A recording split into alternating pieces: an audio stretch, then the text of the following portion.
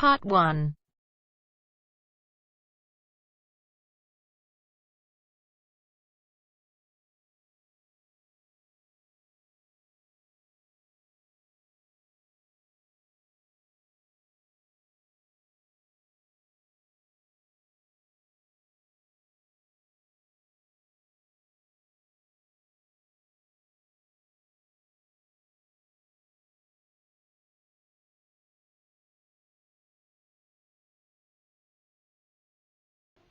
You will hear a number of different recordings, and you will have to answer questions on what you hear.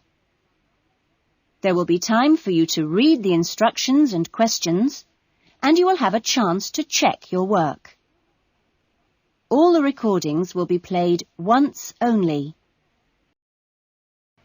You will hear someone being asked their opinion of a new television station. First, you have some time to look at questions 1 to 4.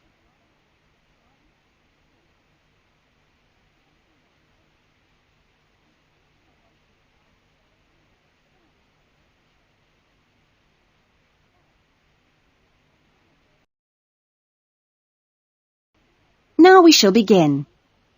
You should answer the questions as you listen, because you will not hear the recording a second time. Listen carefully to the conversation and answer questions 1 to 4. Excuse me, I'm sorry to bother you, but would you have time to answer a few questions? What's it about? We're doing some market research for a new television channel starting in 2 years' time. Okay, why not? Lovely. We'll just work through this form. And if we could start with some personal background information? Sure. Right. If I could just have your age? 35. Right. Great. And your job? Systems analyst. But for the form, I don't know whether it would count as professional or business or what. What do you think? Okay, it's more like business. Fine. And would you mind my asking about your salary, or we can leave it blank? No, I don't mind. It's $40,000 a year. Oh, thank you. Right. About your current watching habits. What would you say is your main reason for watching TV? Well, at work, I tend to read for information and what have you, so I'd say that with TV, it probably just helps me relax and unwind. Fine. And how many hours a day, on average, do you watch TV? Not a lot, really. I should say just over an hour. You now have some time to look at questions 5 to 10.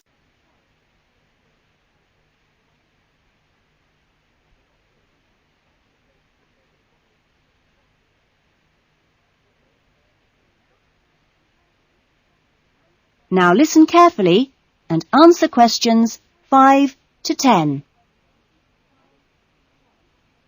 So what are the 2 main times of the day that you watch TV? Well, a little around breakfast time, and then it tends to be really late, 11 or even midnight, when I finish work. And what sort of programs do you go for? Some news bulletins, but I also really like to put my feet up with some of the old comedy shows. Fine. And turning to the new channel, which type of programs would you like to see more of? Well, I certainly don't think we need any more factual programs, like news and documentaries. I think we need more about things like local information, providing a service for the community. And in the same vein, perhaps more for younger viewers. Good quality stuff. Uh-huh. And if you had to give the new director some specific advice when they set up the channel, what advice would you give them? I think I'd advise them to pay a lot of attention to the quality of the actual broadcast. The sound system. People are very fussy these days about that. And in general, I think they ought to do lots more of these kinds of interview, talking with their potential customers. Oh, I'm glad you think it's valuable. Certainly, yeah. Good. Okay. This will be a commercial channel, of course, but how often do you think it is tolerable to have adverts? Well, out of that list, I'd say every quarter of an hour. I don't think we can complain about that, as long as they don't last for 10 minutes each time. Quite. And would you be willing to attend any of our special promotions for the new channel? Yes, I'd be very happy to, as long as they're held here in my area. Okay, I'll make a note of that. And finally, may we put you on our mailing list? Well, I'd prefer not, except for the information about the promotion you mentioned. Can I have your name and address? Of course. Here's my card. Oh, lovely. And thank you very much for your time, and we look forward to seeing you. Yes, indeed. Thanks. That is the end of part 1. You now have half a minute to check your answers.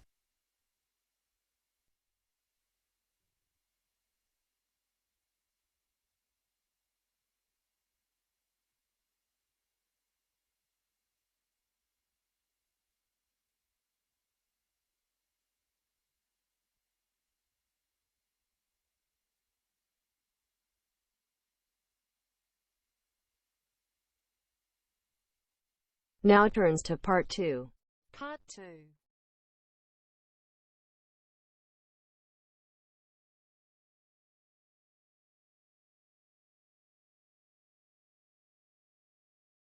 You will hear a student welfare officer talking to a small group of students just before the beginning of term. First, you have some time to look at questions 11 to 16.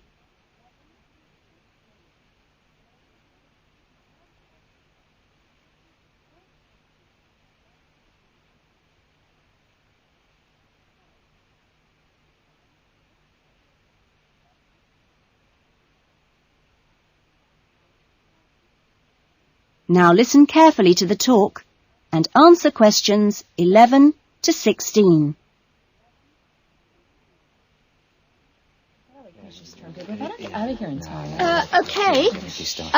Well, good morning, everybody.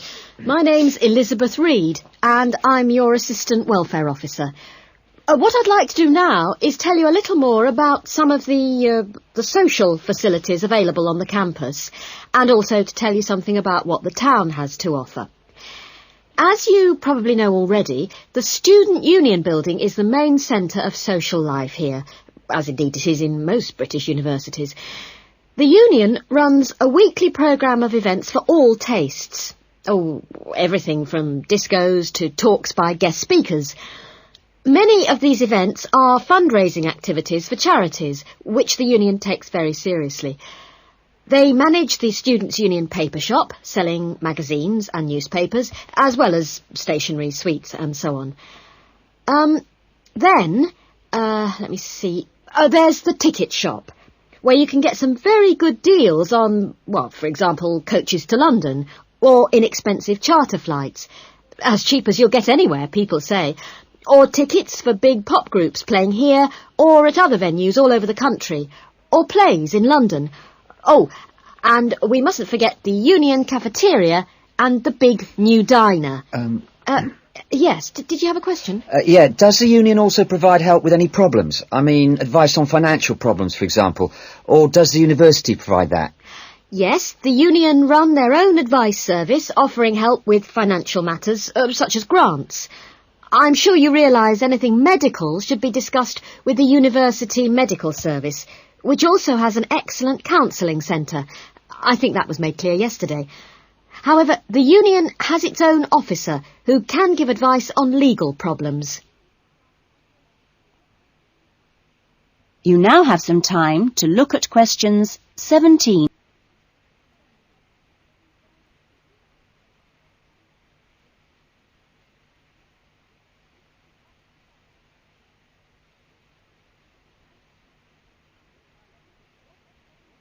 Now listen to the rest of the talk and answer questions 17 to 20. Now, on to Radford. For a town of its size, Radford has some unusually good leisure and community facilities and has quite a good shopping centre with an interesting range of shops. As you go into Radford, there's a new, well, quite new, Olympic-sized swimming pool. That's on the outskirts at a place called Renton. Above the pool, there's a high-tech fitness centre. Are there any ice skaters here? No? Oh, pity. The facilities for ice skating are excellent. Well, the new Metro Tower, right in the centre of town, has got an ice rink and a sports hall for squash, badminton, volleyball and several other indoor sports. And in the same building, there's a new cinema with 6 screens. Then, let me see, in the main square, just 2 minutes' walk from the Metro Tower, there's the Theatre Royal, which often gets London productions on tour. And in the streets nearby, you can find a good range of inexpensive restaurants, including Indian, Chinese, Thai, and Italian. That is the end of part 2. You now have half a minute to check your answers.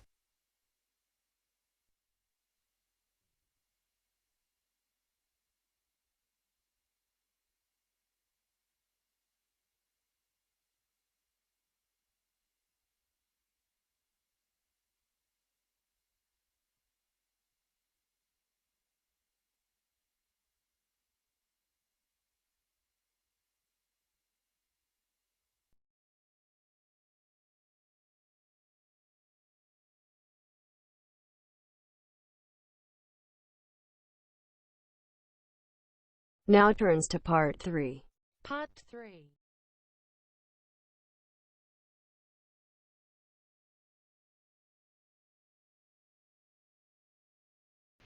You will hear a tutor, Dr. Simon, talking to some of his students about writing a dissertation.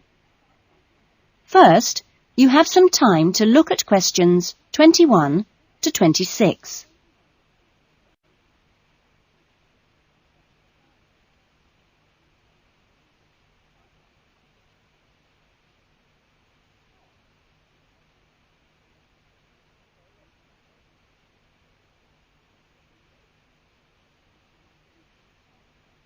Now listen to the discussion and answer questions 21 to 26. Okay, welcome back to the new term. Hope you've had a good break and that you're looking forward to writing your dissertation. Now, what I'd like to do in this session is give you the opportunity to ask questions on writing the dissertation. Requirements, milestones, who to see when you need help. It's very informal. It may all be written on paper, but it's nice to get it confirmed. So, anything you'd like to ask? Dr. Simon, is there a fixed hand-in date yet? Right, I can confirm that that's the 21st of May, not the 20th, as we first stated. Okay? Jane? What about the word limit? Well, we try to be pretty flexible on this, but in broad terms, it's 18 to 20,000. Ah. And you can choose your topics, anything from years 2 and 3. Yes? I still haven't got any idea what I want to do it on. Who... Well, you should see your course tutor to agree on your final title, and you should also be aware that there's a special programme running on research methods for anyone who wants some extra help on that. Can I just check on the deadlines for everything? Yes, sure. Look, let me write it on the board. When the different stages have to be completed. First of all, you've got to work on your basic bibliography. And that's due into your course tutor by the 31st of January, which is just 2 weeks away, so you'd better get a move on that. Do we have to have our own draft plan by then? No, your draft plan is due on the 7th of February, which is a week later, so that should give you plenty of time. And when do we have to be doing the research? That's over a 1-month period, essentially February to March. And the write-up? Well, you can't really get going on your writing until you've got quite a bit of the research done. So that's really March to May, with the hand-in date on the 21st. Any more questions? Now you have some time to look at questions 27 to 30.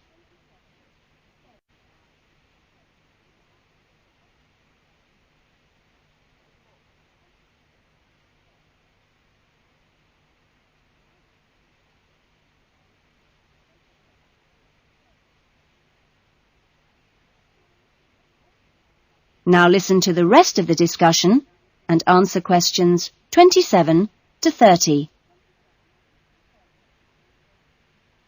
Well, sir, just some advice, really. It's about computers. Would you advise us to buy one? What can I say, Andy? I know it's a massive expense, but I really feel it would be of great benefit. You can always look in the student union adverts for second-hand ones. Yes? I've been looking at some of last year's dissertations. Oh, is that a good idea, sir? I heard... Well, I don't think you should read them in detail too early, or you might end up taking more of their ideas than you realise. But yes, it really is the best guide you can have to the expectations of of what's expected when you write a dissertation. Sorry, Jane, I interrupted you. That's okay. It's just that they did a lot of research using questionnaires. Is that a good idea? I think questionnaires are very good at telling you how people fill in questionnaires. But to be frank, they tell you very little else. Avoid them. About interviews, is it okay if we interview you? The tutors? Well, I don't see why not. They don't have any special contribution to make, but you can if you want. There's a whole section on this issue in the research guide. I'm afraid it's slightly out of date, and you're probably better talking to the tutor on the research methods course. But you might find it useful to start there. Okay. Thanks. Okay, well, great. I hope that's sorted a few things out. You can always come and see me or drop me a note if you've got any more queries. Right. Fine. Okay, thanks.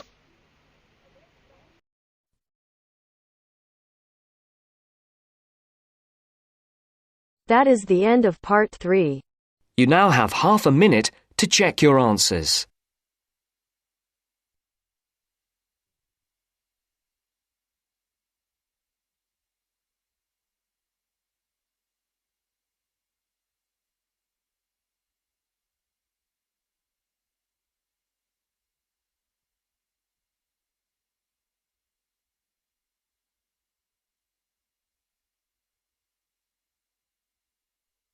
Now turns to part 4. Part 4.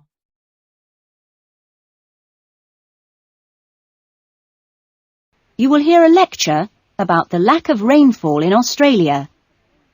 First, you have some time to look at questions 31 to 40.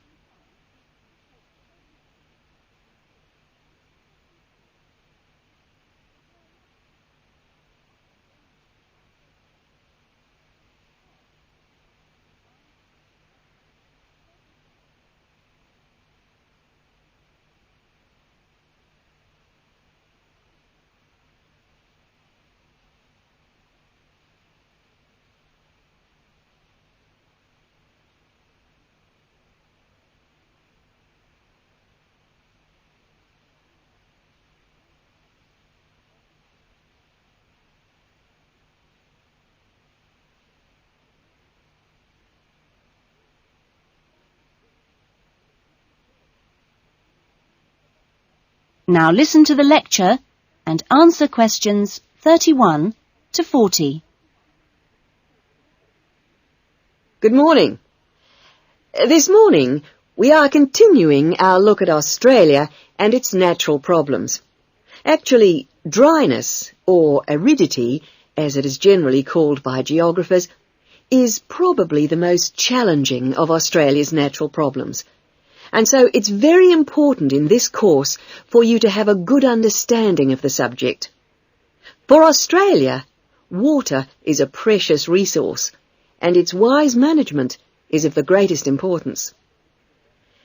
As I've said, Australia is a dry continent, second only to Antarctica in its lack of rainfall. Long hours of hot sunshine and searing winds give Australia an extremely high rate of evaporation, far more than in most other countries.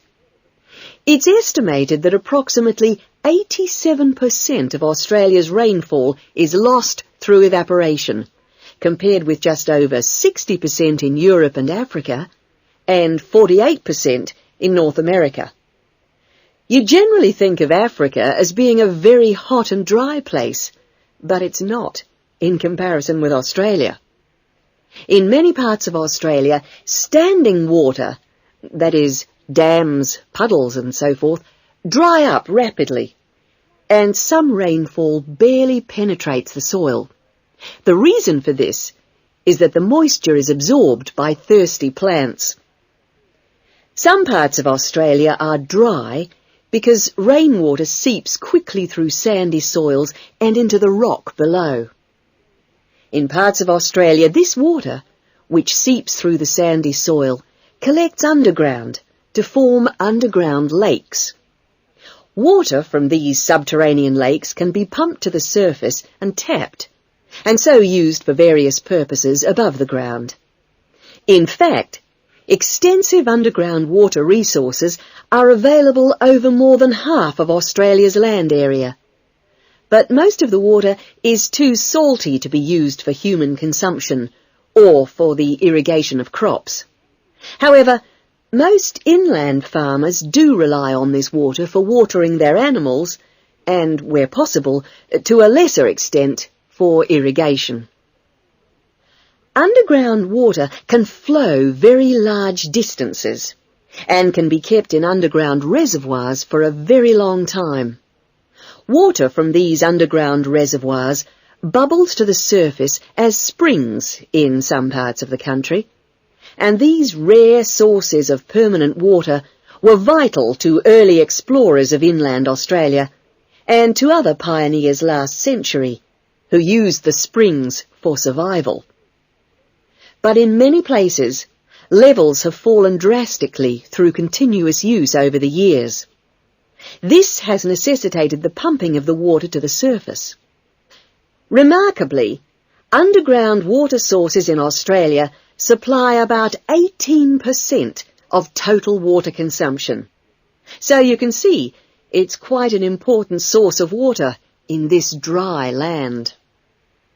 So, most of the consumption of water in Australia comes from water which is kept above ground. More than 300 dams regulate river flows around the country. The dams store water for a variety of functions.